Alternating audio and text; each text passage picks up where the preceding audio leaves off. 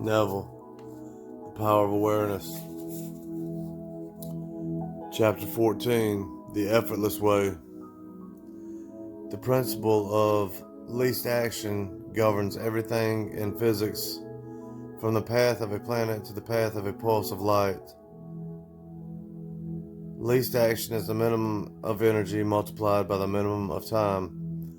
Therefore, in moving from your present state to the state desired, you must use the minimum of energy and take the shortest possible time. Your journey from one state of consciousness to another is a psychological one, so to make the journey, you must employ the psychological equivalent of least action, and the psychological equivalent is mere assumption.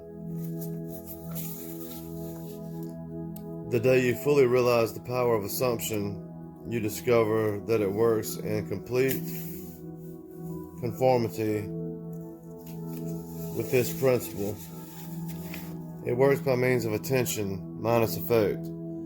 Thus, with least action through an assumption, you hurry without haste and reach your goal without effect, because creation is finished. What you desire already exists.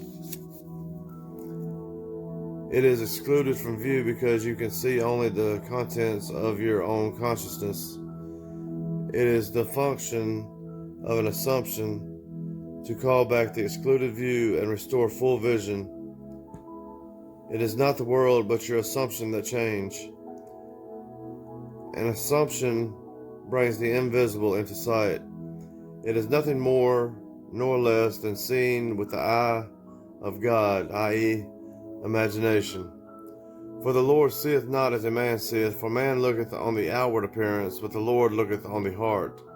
The heart is a primary organ of sense, hence the first cause of experience. When you look on the heart, you are looking at your assumptions. Assumptions determine your experience. Watch your assumptions with all diligence, for out of it are the issues of life. Assumptions have the power of objective realization. Every event in the visible world is the result of an assumption or idea in the unseen world. The present moment is all important, for it is only in the present moment that our assumption can be controlled. The future must become the present in your mind if you would wisely operate the law of assumption. The future becomes the present when you imagine that you already are what you will be when your assumption is fulfilled. Be still, least action, and know that you are that which you desire to be. The end of longing should be being. Translate your dream into being.